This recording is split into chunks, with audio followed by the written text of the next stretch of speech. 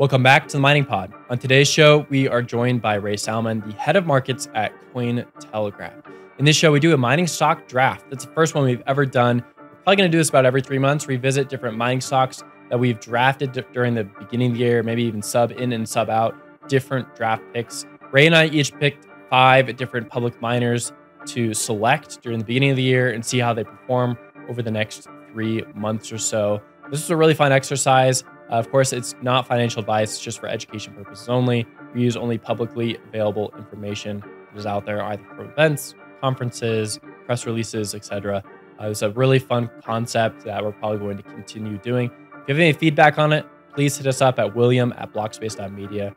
We'd appreciate your insights. Lastly, we'd like to make a shout out to Foreman Mining, the lead sponsor for the show. We'll hear a bit from them midway through the broadcast. Okay, also go and subscribe to blockspace.media, our newsletter. We're putting out some great content in that newsletter, about 2 articles per week. That's fresh, organic content on all things Bitcoin, whether it be ordinals, inscriptions, price talk, ETF news, Bitcoin mining, etc. It's really quick. It's about 5 minutes. Catch you up to date on everything Bitcoin mining. Get you on with your week. So go subscribe, blockspace.media. Okay, thanks for listening to the show. Let's hear a word from our sponsors and get to the conversation.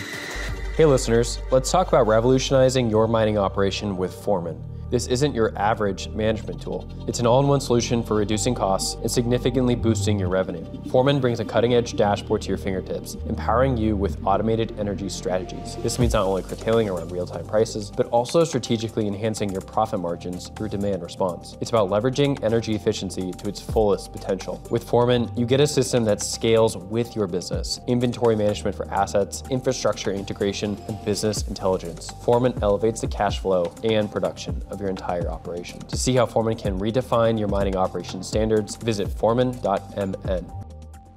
Bitcoin miners, be prepared. Hash rate is moving upstream towards power plants and low value energy. Don't get cut off. Modernize and mobilize your Bitcoin mining fleet today with Upstream Data's high performance load centers. Plug in Upstream Data's hash hut and monetize surplus wind power reliably in the blistering heat of West Texas. Plumb in hash generators and safely convert natural gas into cash in the frigid winters of northern Canada. Upstream offers high-quality load centers that will help you mine Bitcoin safely and reliably in every application and climate. Mobilize today and start mining upstream at upstreamdata.com. Want to mine Bitcoin?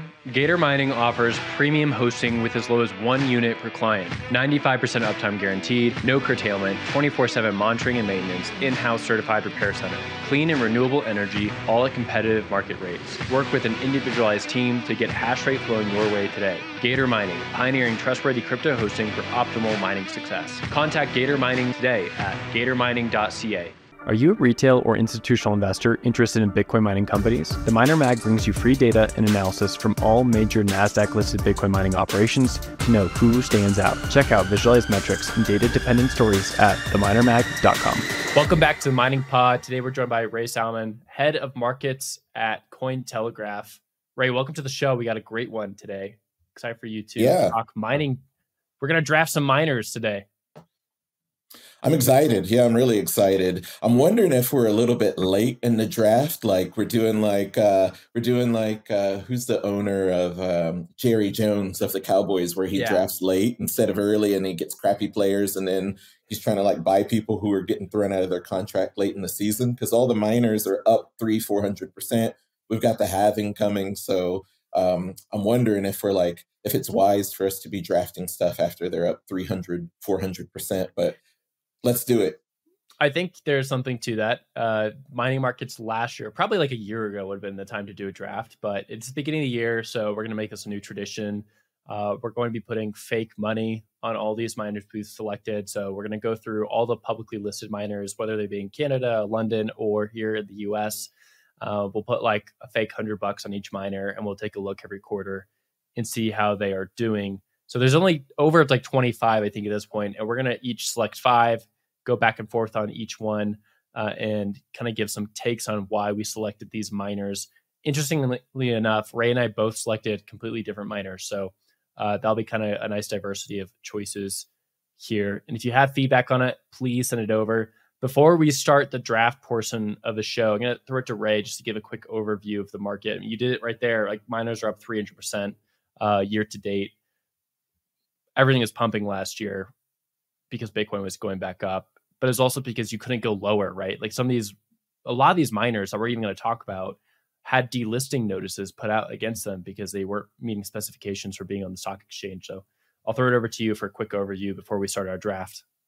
Yeah, I totally agree. And some, like Core Z, were on the verge of bankruptcy. Some of them looked like they were just going to go to zero and never come back. I was super stressed at that time, but I agree with you. Now is kind of a good time to be looking at Bitcoin mining stocks for a variety of reasons. One, because we're kind of entering into a risk on climate. Risk on sentiments are a little bit up, given that everybody assumes that the Bitcoin spot ETF is going to be approved. It's clear as day that BlackRock and other large, like multi-trillion-dollar money managers are taking up positions or stake in these Bitcoin mining companies, and Bitcoin miners are profitable and have kind of fixed a lot of the debt issues that they had during the crash. So, like you said, I think some positives are is prices up, network difficulties increasing, transaction fees are rising, miner profit margins are way up. And there's these like positive BTC growth catalysts right around the corner. The price is like actual Bitcoin price is above the aggregate cost of production, which is good. And a lot of miners, at least the listed ones, are looking well capitalized and have got their debt management issues kind of sorted and are ready for the halving. So I agree with you. There's good things going on, but I do see like the Bitcoin beta, spot Bitcoin price beta to Bitcoin mining stocks correlation, not necessarily breaking down, like they're still trading in tandem. Bitcoin price is down right now. Miners are down even more. And I think the big threat for us or stock investors might be the risk of dilution and the risk of capital rotation as people no longer might need to look at Bitcoin mining stocks as a proxy investment to actual Bitcoin when they can go buy ETF shares. So, and the upside is kind of forecast to be greater in Bitcoin price appreciation post halving versus making the assumption that all of these miners that are way up right now and will see their cost of production kind of rise after the halving, that they'll continue to be kind of like going gangbusters with double digit and triple digit price gains. So I think we're kind of like in a Darwinian stage where the strongest are going to survive, the most efficient are going to survive. And it's time to look through this list of like 20 great miners and figure out which ones are actually well positioned to be profitable going into 2024. Yeah, definitely. There are a few points I want to unpack. One, halving coming up. A lot of people are forgetting about that because the ETF. Most people are focused on the ETF and what that's going to do.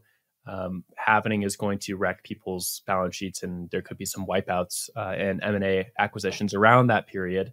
For the Bitcoin ETF, people are wondering, do flows for these mining stocks disappear and sort of dry up as they go into Bitcoin ETF? Or is there just generally more interest in the space and the entire flows go into all of these stocks and all these financial products because a rising tide lifts all boats? So that is yet to be seen. I think that's why this draft is actually at a pretty interesting moment, even if a lot of these stocks are up 200, 300% year to date. We kind of are coming at a time where a week away from a possible ETF or even less. It could be at the end of day today. We're recording this on Friday, so we could be seeing something here soon. And I think people are looking at their accounts and wondering, okay, before we dive into the draft itself, a few base rules. So each of us is picking 5. We each have about 2 minutes to give our position on why we're picking this mining stock. We're kind of going through like the publicly available information as pertains to ownership of stocks. Myself, I own a little bit of Core ZQ, and that is it as of right now. Though I do own actually, We Gonna Make It, the ETF that encumbers like a lot of these different mining stocks as well. So I actually don't even know what's in that ETF at the moment. So I think it's generally bullish all mining stocks. So that's my disclosures. I'd also like to say that this is not financial advice, classic podcast line, but it is true. This is just for education purposes. So if you like what we're doing, you like the stocks we pick, that's great, but please do your own research. We're not responsible for the money you allocate to any of these investments. Okay. Ray, anything you want to add there before we get going? Yeah, I totally agree. It's not financial advice. Do your own research. Stocks, crypto stocks especially, are super volatile. My disclosure is I own Marathon, Riot, Bitfarms, BTBT, HUT, CLSK, Iris, Kanon, Wolf, Sato. I do not own SDIG, Cypher, Galaxy, Corzi, or We Gonna Make It. So those are the ones that I'm positioned in at this moment. Awesome. You own a lot more mining stocks than I do. I think I own more ASICs than I do mining stocks at the moment. So that's good. That's different good. I'm a exposure. degenerate gambler. Yeah, yeah, yeah. You still get that Bitcoin beta when it comes to selling those ASICs later down the road. Okay, here we go.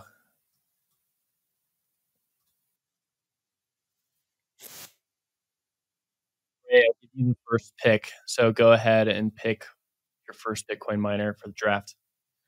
All right. For the 2024 draft, I am going to pick TeraWulf. And the reason why I'm picking TeraWulf is, I guess if we look over their figures real quick, they mined 334 Bitcoin at an average of 10 per day. They're building out new facilities all the time. They've got a lot of hash rate underneath their control. They're diversified by rolling out into generative AI this year. I think it's very important going into the halving that all publicly listed miners that have heavy overhead costs in terms of like OPEX, CAPEX, payroll, and all that, they need to have some exposure to renewables. They need to have alternate revenue sources, whether that be like HPC or running GPUs or having some involvement with like ordinals. They like having multiple sources of revenue and fixed power contract is going to be really important. So they've sorted out their debt issue. They're repaying $14 million in debt with cash by Q4 of this year. They are planning to expand from 5 exahash to 7, and they have plans to hit 10 exahash by the end of the year. So we see them grabbing more hash rate and also moving alongside the big boys like Marathon, CleanSpark, Riot with that hash rate increase. And their power contract, like they're mining 1 Bitcoin, I think at less than 12,000 per coin. It's 11.2K per coin, which is great. They've got power contracts locked in at below 4 cents per kilowatt hour, which is incredible. And another thing I think is positive is they have access to nuclear energy. I think it's locked in for 4 years at like 2 cents or 3 cents per kilowatt, which is amazing. And on their website, it says that they're 90% based on renewables. I'm not exactly how sure that is, but it is on their website and in their disclosure. So that gives me comfort going into the halving. But I do think some threats to TeraWulf stock is that we're still in a tight lending environment where there's high interest rates. It's hard for crypto companies and Bitcoin companies to secure capital from banks. So they need to self-fund and they need to be revenue positive. And usually that means some sort of at-the-money facility where they're issuing more shares and diluting shareholders by issuing more shares to grow. So while the stock has done really well this year, it's also kind of not kept up alongside its peers in the last 3 to 4 months. And that gives me reasons to have concerns about, exactly how much upside is there in the short term. But they seem well positioned in the long term over the next year or two to be, a dominant player in this space. Definitely. And they have some good numbers. I think like 334 Bitcoin mined last month. And then they also just seem to be having like a pretty good tribe of people gathering around the wolf. I think the part of it is like that nuclear armor, right? They kind of differentiate themselves, which is a key part in a commodity business. You need to differentiate yourself from all the other producers of the commodity, whether that be like a different revenue stream, like ordinals or demand response, or even in this case, your energy strategy. The only concern I have with TeraWolf is on the debt side of things. I don't have their debt numbers in front of me. I'm trying to look around for them while you're speaking there. The only thing I found was a tweet actually from this morning where they said that they repaid 14 million in debt with Mm. cash generated in 2023. It's unclear what the cash was generated from, whether it was an ATM or just from Bitcoin mining itself. But they did have like a debt heavy model from the get go, and that's because I think their energy solution was relying on that. That doesn't necessarily mean that it's something that can't work out. We saw Bitfarms turn around, I think, close to $100 million in debt down to $4 million in debt. So it's not necessarily anything that's too spooky, but that'd be my only critique. Yeah, I totally agree with you. We will see how efficient their entire mining operation is after the halving. Cool. For my next pick, and I'll caveat my 5 miners, it's very hard to pick. There's a lot of great teams out there. These are the ones that are kind of on my radar as of now, and they are somewhat in odd order. I kind of have my top 3 bets as opposed to just picking 1 through 5. So the first one I'll go with is Bitfarms. Bitfarms had a pretty incredible 2023 after having a pretty bleak 2022. Like I just mentioned, they had, I believe, over $100 million in debt outstanding. Their stock price went below $1. It looked like they possibly could have been delisted. Probably not, because people would have come in and purchased it up. But there was a notice out against them for delisting because they were under that specification. But in 2023, they really turned things around and have grown like crazy. Just some numbers: 44% increase in hash rate year over year. They're moving to 12 exahashes planned by the middle of this year at 25 joules per terahash. So increasing their fleet size by about double, and then also decreasing or increasing the efficiency of it. And then trying to move towards 17 exahash at 23 joules per terahash. They made, of course, the huge purchase order with the T21. They're going to have 36,000 units by the end of this like June or so. It's like H1, and then the option to purchase another 28,000 units, and that brings their exahash total towards those numbers I just stated, the 12 and the 17, while also bringing down their increasing their efficiency, I should say. They earned 4,900 Bitcoin in 2023. It's one of the largest Bitcoin miners in terms of BTC production out there. And they also really cleaned up their balance sheet with $100 million debt down to about $4 million in debt. They have $84 million cash in hand, 34 million in BTC. So some really strong numbers. Now, I will give my critiques.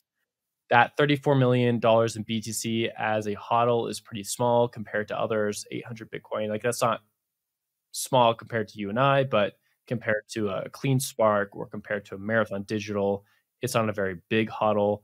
And going into a halvening and going into post Bitcoin ETF land, I would want to have more Bitcoin on my balance sheet and less cash. Unsure why they did that. Another part about this is they're aggressively increasing their units on the rack shelf. That can take time. We've certainly seen teams be able to execute, and I think Bitfarms is one of those teams that has executed in the past. But we'll see if they're able to execute with these new orders and if Bitmain can deliver these units going forward. So that's my pick. I stand by. I think they also have one of the best share values in terms of price increase over last year. I think it was close to over 250%. I don't know if that rides into like another 250% year in 2024. That seems like pretty speculative to say something like that. But I think they're going to do very well just based on the fact that they can clean up their balance sheet. They have a strong balance sheet, and they have really strong purchase orders with allocations for energy in 2024. Yeah, I love that. One thing I would kind of, I'm not pushing back on it, but just sharing an alternate insight. So I was at the Bitmain Hong Kong event over the summer where they rolled out, I think it's the S21, XP, all those new generation rigs, right? And I spoke to Core Scientific. They were just announced they were coming out of bankruptcy and have figured it out. And I also spoke to all the guys at TeraWolf and the guys at CleanSpark too, and they all said Core actually reflected the guy. His name's Jeff, and he said in front of all his peers when I asked him on the stage, he said, we are the example of how a hodl strategy can get you burned and what the consequence of that is. And we've learned from that. And then the one of the main leads from CleanSpark and Nazar from TerraWolf said, we are not prioritizing HODL at all. We have no intention of building a Bitcoin HODL bag. Part of good risk management and maintaining our books is to be, nimble and cash rich. One of our main duties is to return value to shareholders, and we do that through mining Bitcoin and selling Bitcoin. We HODL Bitcoin every day by buying it and holding it temporarily and selling it at a profit. So perhaps going into the halving, especially if cost of production is going to rise and miners aren't exactly sure like what hash rate's going to do and how efficient their farms are, even though they've run models. Perhaps going into the halving, it might be a good thing. Now, Hut is different, Marathon is different, Riot's different. Sure, they have like 10,000 Bitcoin in their HODL treasuries, Yeah, $500 million cash on tap and all that. But for these guys that aren't yet there yet, it might be wise for them to kind of stay cash rich and not necessarily build up this huge Bitcoin HODL bag. And then we've also got, last thing I'll say, I know it's lengthy, very good. Bitcoin derivatives, like Bitcoin mining derivatives, hash rate derivatives, ways to like hedge and manage that risk and also lock in like hash price and derive profit from that, as opposed to having the strategy of I'm going to have all these Bitcoin in my treasury and hope that it does a 2 or a 3x and that generates more profit for us. So I think different strategies are being explored in this cycle. Definitely. And I think you just added more firepower to my Bitfarms pick then. So I'll take it. Okay, you're Yeah, on the board yeah. for the next one. I'm gonna go with Sato Technologies. They're small, but mighty. So they've only got like half an exahash or 500 petahash online, but their revenue's up by 26% at 1.6 million. They're also not dangerous Bitcoin treasury holders, so they're not holding all the Bitcoin that they mined. They mined 38 Bitcoin in December and sold 41 Bitcoin. They hold 40 Bitcoin in their treasury. They're mining Bitcoin at about 16,000 per coin, which is, I think that's okay. I think that's on the higher end, to be honest, but I think it's okay because one, they have plans to bring on 20 megawatts of hydroelectric electricity in Quebec. So they have that exposure to renewables. They're also involved with HPC computing and AI, running GPUs and all that. So I think having that revenue diversification will be important and beneficial for them after the halving. Now, it's a foreign listed stock. I think it's a bit of a YOLO speculative play, but when I look at the Sato chart, it's trading for 53 cents, right?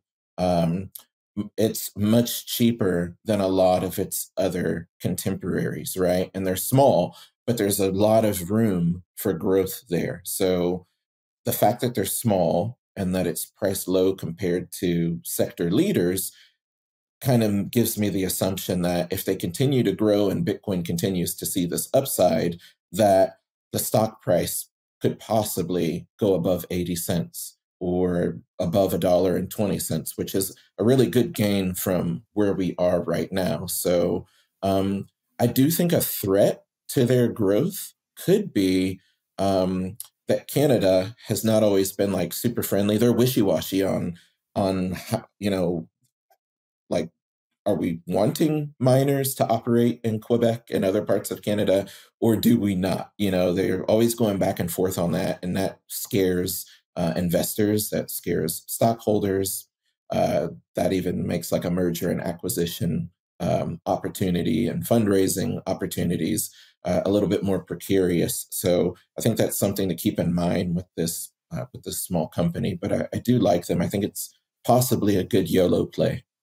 Yeah, I really like that. I think that's one thing I wanted to bring with this draft is talking about some of the smaller players. Funny enough, I ended up picking almost all big names during this.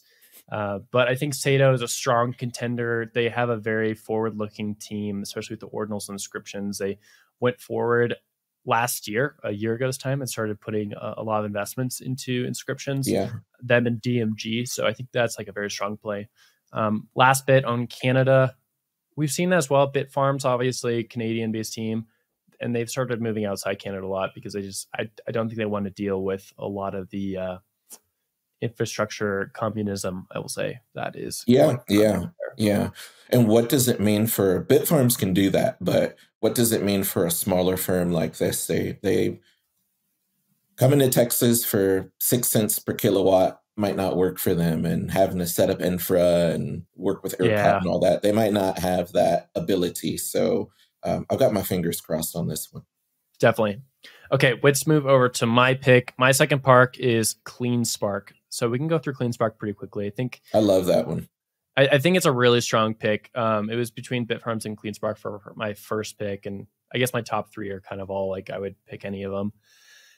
Clean Spark, give you a quick overview. I think they have one of the best teams in terms of execution. They also grew out their Sandersville site quite a bit this last year, and just kind of watching the documentation of it on Twitter was impressive. Last year during the bear market and even 2022, they spent a lot of their capital purchasing things at bottom barrel prices, and they turned around and have just brought that infrastructure online. So not only like buying the bottoms, but also executing so that they could start making cash generation with those assets during the bull market. They have deep roots in the Georgia market, which can be good and bad. We've seen that the Georgia market, if you work with people there, you can have low cost energy and have like a sustainable business. But we have seen some problems in the past with Georgia markets where PPAs and things like that don't work out. That being said, you are out of the Texas market. I think CleanSpark has a small foothold in Texas, but most of their infrastructure is in Georgia. Texas has a lot of Bitcoin mining. I'm expecting some political pressure there over the next 2 years, at the very least, just because people are going to be upset that there's all these Bitcoin miners there taking energy. In terms of numbers, they mined 7,391 Bitcoin in 2023. They mined 720 Bitcoin in December, and they grew their Bitcoin holdings by 1,200% from 228 Bitcoin to 3,000 Bitcoin over the year. I think that just shows you that they were committed to mining Bitcoin, hodling it, and seeing what they can do with it going into 2024. And we've already seen the first bit of that with the launching of a BTC OTC trading desk for that Bitcoin. And that might sound like kind of a weird thing for a Bitcoin miner to do, but 3,000 Bitcoin is a lot of Bitcoin. There's a large market out there for OTC Bitcoin still. And I think the fact that they're forward looking, saying like, hey, we have this fresh bag of Bitcoin, we can do something in the financial world with this, shows that they're pretty forward looking. Okay, so let's move over from there. Some negatives that I just want to point out. And this might not even be a negative. It's more just actually kind of a question, and we'll see what people think about it. But they did ape into S19 XPs pretty hard. They've apparently had really good uptime and no problems with them. That being said, the S21 is now out. It has about 60 terahash more per unit. And I believe the cost per unit has been lower than what CleanSpark was able to purchase these for. I've seen some T21 deals go for a little bit lower than these XP deals were at the time. So I think that's one interesting thing to me is like, was it worth going big on these XPs versus waiting for the T21 or S21 unit to come out? Now, the flip side of that, of course, is the XPs are on the shelf and mining right now, pre-halving, while these T21 and S21 units are still being delivered. And so it might not really be that you want to play the S21 game because you don't have the units on your rack and you're not mining Bitcoin with them yet. You just have an order out for them. So sometimes it's better to be hashing as opposed to waiting for a more efficient unit in the future. That's my pick. CLSLK, throw it to you. Any thoughts? I love them. I think they're brilliant. I love that they basically bought up everything on pennies on the dollar during the bear market because they were always selling Bitcoin rather than building a huge hodl bag. In regards to them being a Bitmain partner and as a result of that kind of being forced to buy all those new machines, I do think they're cash rich enough to optimize their fleet if they run into some efficiency issues after the halving, and I'm sure they've modeled that out. So it doesn't give me much. I'm not too worried about them in the short term. Yeah, I honestly don't see a ton of red flags at the moment that I can think of with them, And which they've is been a really good spot. transparent. Yeah, Some of these like SDIG, Core, some of the other ones, it's hard to get disclosure from them. It's definitely. hard to know exactly what their plans are, what their debt is. But CleanSpark is one of those that have always been really transparent, forward facing, straightforward about what their mission is, what they represent, what their books look like. So that should give that would I would hope that would give investors confidence. I'm not going to say it should give investors confidence.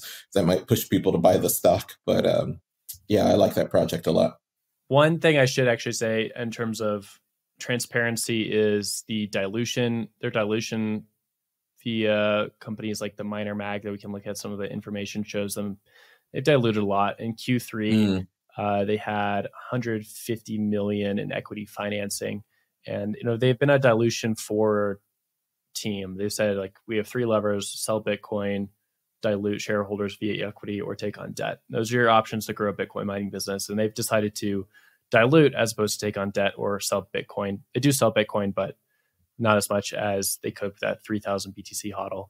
I think that's upset a lot of people, the dilution has. But on the other hand, they've always been pretty forward about that. So it doesn't really surprise me. Like people know people's strategies at this point. So I'm always confused why people get upset about it. But if we're talking about pros and cons for each pick, I should definitely put that as a possible con. So I threw that in there what's as your an take afterthought. on What's your take on how that alters investor behavior after the halving? So, if projects continue to fundraise, to expand, to add more hash rate, to buy more gear, to raise funds, and that negatively impacts stock price, and we have the option of this ETF now or spot Bitcoin through Coinbase or something like that. How do you think that fundraising mechanism will impact stock price and investor behavior?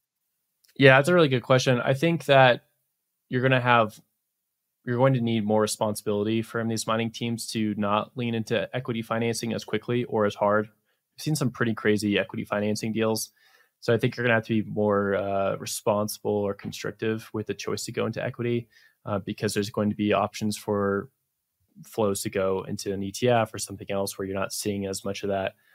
I still think the equity financing is fine. Like I said, there's three options for growing a Bitcoin mining business, especially at scale. And if you're, as long as you're doing it in a transparent way and you're also doing it in a way that makes sense from a math perspective, then I think you're fine. And I would say CleanSpark has done both those things. Like they've consistently said that they would dilute people at certain times, and they typically did it at a very good valuation from a exahash to shareholder value perspective. There's other teams that haven't done that. And I think that has put people in a pickle. So that's the thing to watch. And post halving, that question will become a little bit sharper, and teams could, they could screw themselves over because they put out too much equity when people don't have to buy that anymore. They can buy something else.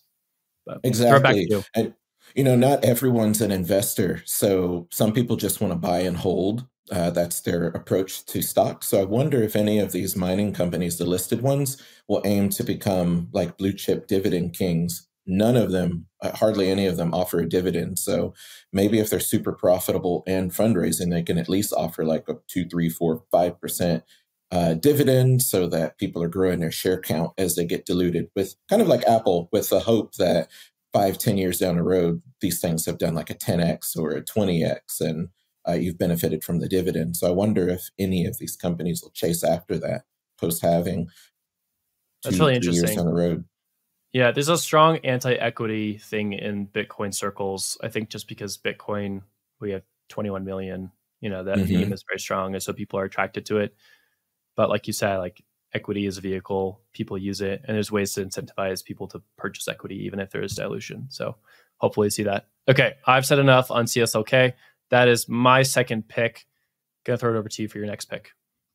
All right. So my next pick, I'm picking Hut 8. Let me see if I can find it. There it is. Lovely. Hut 8. Why? I was really impressed with the merger that they had with USBTC. They've brought a ton of hash rate online. The company recently they just announced it. They recently purchased a 63 megawatt substation in Texas. They've got farms all over the United States and Canada. They have a hodl bag with like 9,200 Bitcoin, which is the equivalent of $400 million. They produced 453 Bitcoin in December, which is a 16% increase. They've got 21.5 exahash under management. So they're heavyweights and they're well positioned to keep that moving. I like their CEO. They're very straightforward and connect with their investor base and with the Bitcoin community in a positive way. They seem ideologically aligned with what Bitcoin represents and what Bitcoin investors are interested in. Similar to pretty much every other Bitcoin mining stock, though, they're down 30% on the week. Prior to that, this stock went parabolic on the merger in the 1-to-5 split. One thing I think you can look at on all of these Bitcoin mining stocks is the relative strength index was oversold. So after a year of doing 2, 3, 4, 5, 600% gains, we had the RSI up here in the 80s, right? In the 70s and the 80s, which is pretty high. That means that the stock is overbought and sometimes due for a correction. Also, on the news of the merger, we saw volumes go up and price went parabolic. And then afterwards, not long afterwards, things began to sell off. And all of these stocks also have a beta correlation to Bitcoin. So they basically trade beta to Bitcoin. They follow Bitcoin's price action pretty closely. So as Bitcoin kind of topped out around that 45K mark, and 2023 began to wrap up, and we saw a lot of profit taking on Bitcoin mining stocks. Price has corrected and dropped, right? So sure, that's concerning in the long term, but it's concerning in the short term, but I don't think it's necessarily a reflection of what is to come, because Hut 8 has great fundamentals. They're cash rich. They don't have a ton of debt. They're constantly expanding. They also have, exposure to HPC and all that. So I think they're one of the megalith Bitcoin mining companies that are kind of set to thrive going into 2024. Nice, great pick. So I'm going to give you my thoughts on this real quick, and then we're going to speed up a little bit as we're Got it. Yeah, running along, which of course this is somewhat planned. That's going to happen. So we still have 3 picks each, I think, or 2. Yeah, 3 picks each. For Hut 8, USBTC, I think, yes, Hut 8 has a really strong balance sheet in terms of Bitcoin there, and that's great going into CTF. If Bitcoin goes up 50%, which a lot of people are predicting, then that means Hut 8's balance sheet is only that much stronger. I do think that US Bitcoin does have some more debt on its balance sheet. That is concerning. It looks like they're going to close this Celsius deal. It looks like it's kind of a good deal for them. So that could be a win for both those teams. And they are also aggressively moving into the HPC scene. So that to me is probably the biggest question mark. Is that a real strategy, or is that just the moment AI is hot? Let's talk about it. They do seem to have like a very strong team building around that. I've spoken with them. I've sat down with them and talked about it a few times, both like privately and then on the show. And it looks pretty promising. So yeah, great pick. We'll leave that there. I'm going to move over and present my next pick, which is going to be Galaxy Digital Holdings. Galaxy Digital, I think it's a pretty strong pick for a few reasons. Here's their stock chart. I forgot to put up for CLSK, but if you're watching on YouTube, you can see it now. Galaxy is listed on the Canadian Stock Exchange, so it does not have a lot of exposure on US markets. I do believe they're trying to move to New York Stock Exchange or NASDAQ in the future, though. And typically when we see stocks move over, it's a nice bonus. They had a crazy good year. From a mining perspective, they have really strong numbers. They acquired the former Argo site down in Texas outside Lubbock. That's a really strong site, not only for the expansion it has. I think they have like 100 megawatts built out and growth up to 800 megawatts. It can be planned at that site, which is a huge amount of megawatts to be deployed. But they also have a great demand response program that brought their marginal cost of mining Bitcoin last quarter to 0. So it'd be Q3. Not every quarter can you have that because it's not always that hot or always that cold in Texas. But if you have that optionality to bring your Bitcoin mine down that low, it's great. Now, the other thing with Galaxy is that they, of course, have all these other lines of business. Mining is just a part of what they do. So they have custody, they have staking, they have trading, they have OTC. And I think like combining all these things into one package sort of presents them as a mega miner and gives them the opportunity to kind of grow with the rest of the market, very much in the way that Coinbase is sort of seen as a proxy stock for getting into the larger market. You can purchase Galaxy and have some exposure to everything. The biggest headwind I see is that it's hard to get allocation with them because they are listed in Canada. And then also the fact that they kind of have one or two sites right now, and there's not, to my knowledge, future plans to get to uh, that size that like a Marathon or a Riot is trying to get to, where they're actually going to fully build into this megawatt allocation. I think Galaxy has an allocation. It doesn't seem, from my understanding as of now, that they are planning on building into it. They are growing with difficulty, and that's about it. I'll throw it to you for your take.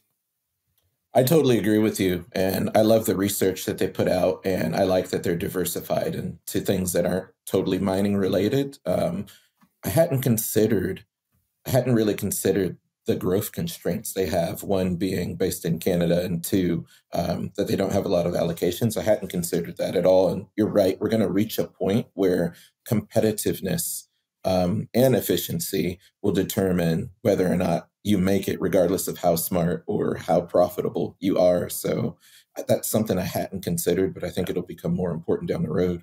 Yeah, I definitely think they probably do build out the additional 700 megawatts they have, and they have cash on the balance sheet to go purchase more things.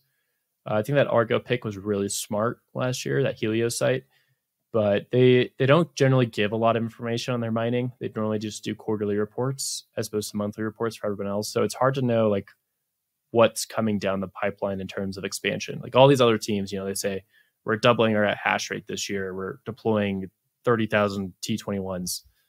We don't really get that with Galaxy too often. So there's a little bit of an unknown that doesn't really filter into necessarily like the share price here. Okay, Yeah, I I'll throw it agree to with you. you. My next pick is Iris Energy. So that's a pretty simple one. They mined 4,123 Bitcoin this calendar year. They're expanding to 10 exahash, and it's fully funded.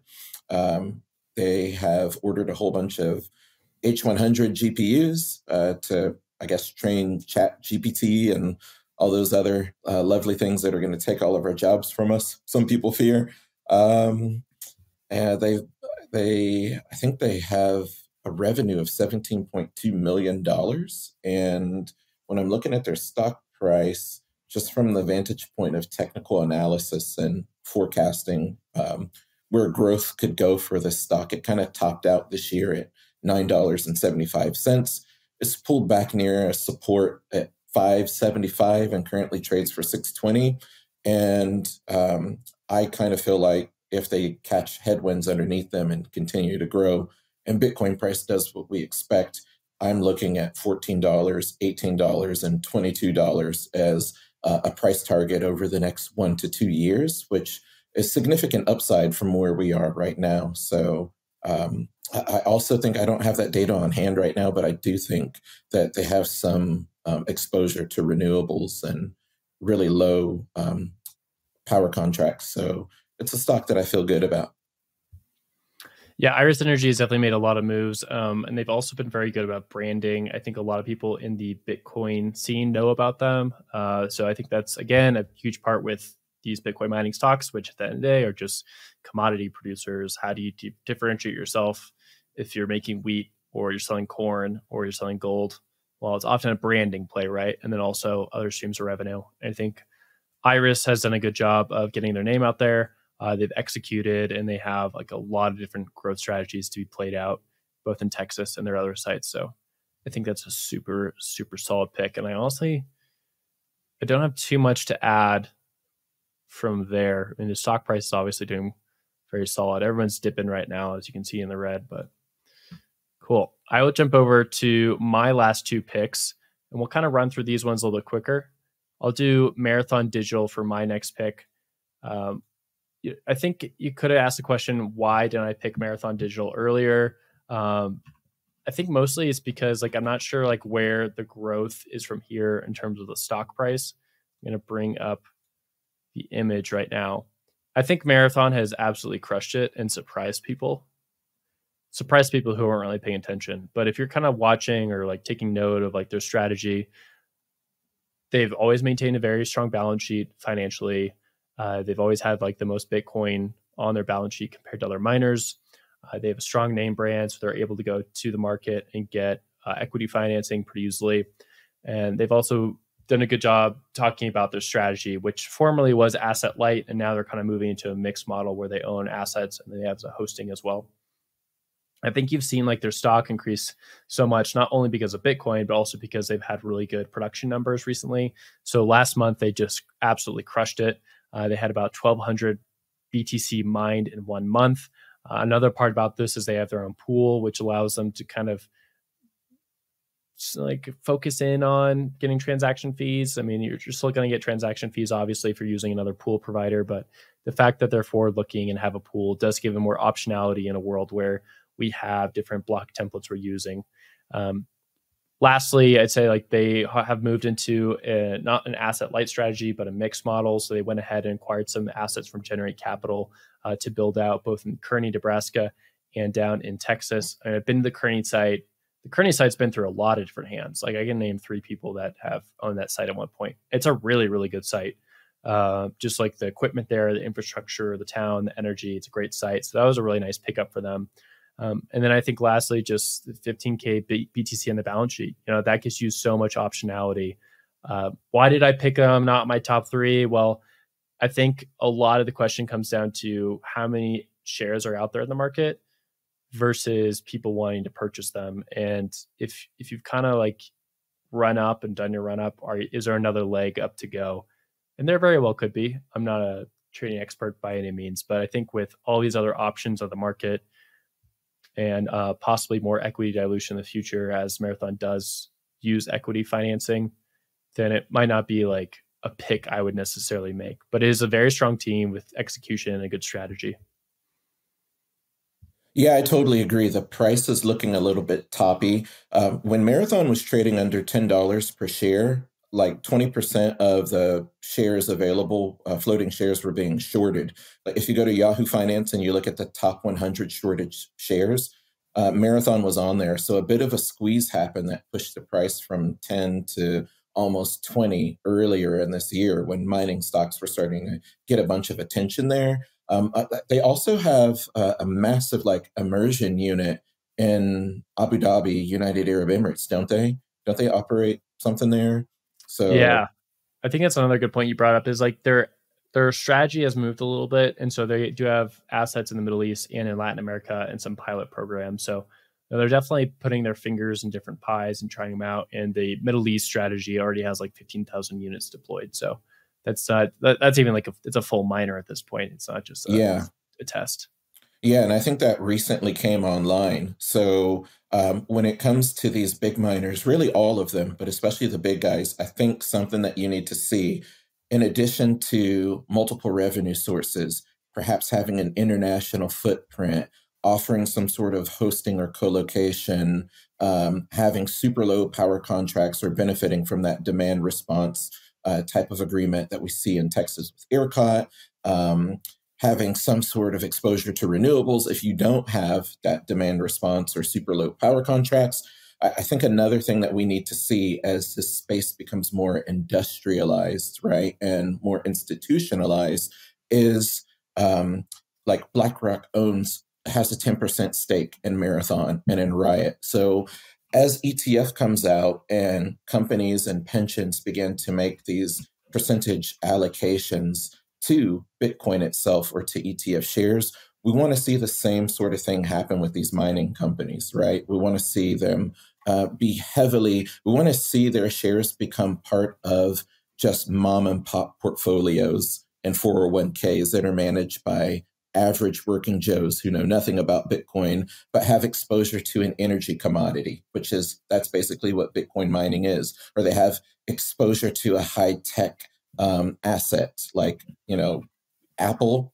Bitcoin is basically the same thing, right? So if we can start to see big companies and asset managers increase their stake in Bitcoin mining companies and add those to their portfolio buckets, I think that puts a tailwind behind companies like Marathon, which even with dilution could, I think, push the price up to 52 or maybe even 70.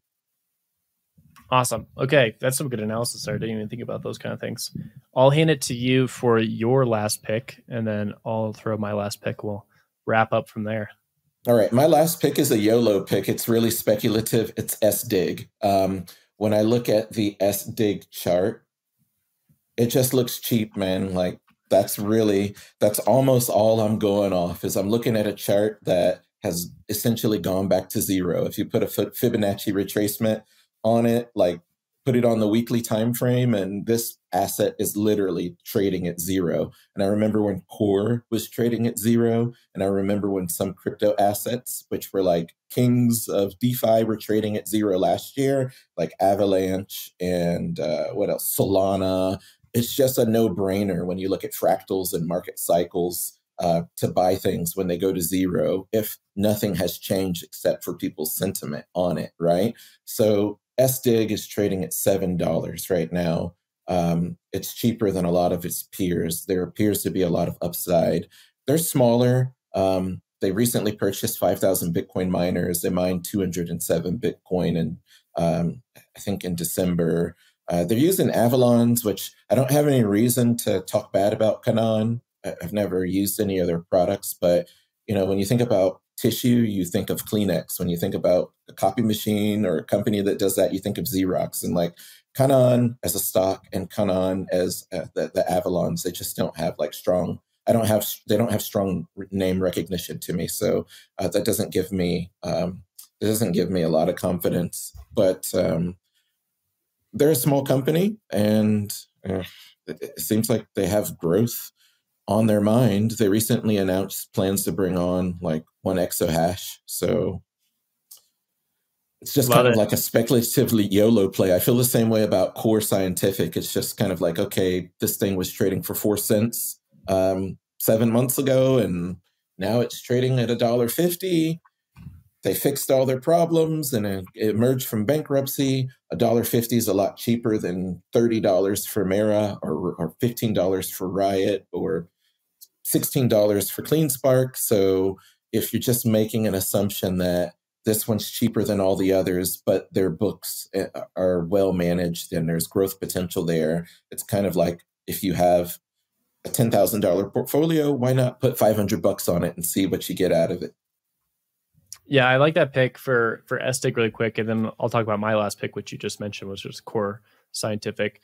For SDIG, I think like the fact that they do have like an energy first strategy, they're doing some really cool stuff with waste coal in Pennsylvania, which I think does like resonate with certain people. I don't think that ESG play is like as hot as it was like a few years ago, but it's certainly around. And then I do think on top of it, there's just like room to grow for different miners that are just a good point in terms of price. Like if ETF does come through, I'm of the opinion a lot of these mining stocks are just naturally going to rise. So that could be a good one. Let's go over to Core Scientific. This is one of the only miners I actually have an allocation from personally. And I think that there's a lot of room for growth here in the short term because they are cleaning up their books really strongly. Even the other day, we got the announcement that they came to an agreement with Sphere 3D for a hosting deal from a while ago that was just went sour, was on their books. They had the Celsius deal that they also figured out, and they came to a resolution with all their creditors and debtors to kind of move forward and move out of Chapter 11 bankruptcy. And when you see a huge miner like this, and it was prior to Marathon Digital, the largest Bitcoin miner by publicly traded stocks, that means that there's a lot of growth potential here. I think it really could go up and to the right for quite a while, just based on like some of the fundamentals of exahash and its strategy. I think that they have a few things that are moving for them. Let's talk about like they have well over 500 megawatts in allocation for energy. I don't know the exact number. I just know it's over 500 megawatts. You can probably go on their website and find that out. They have a demand response program, which is always great for cash. They produced 11,000 Bitcoin, or excuse me, they produced 1,100 Bitcoin in December, and they produced 13,700 Bitcoin last year. And that's not even including their hosting numbers.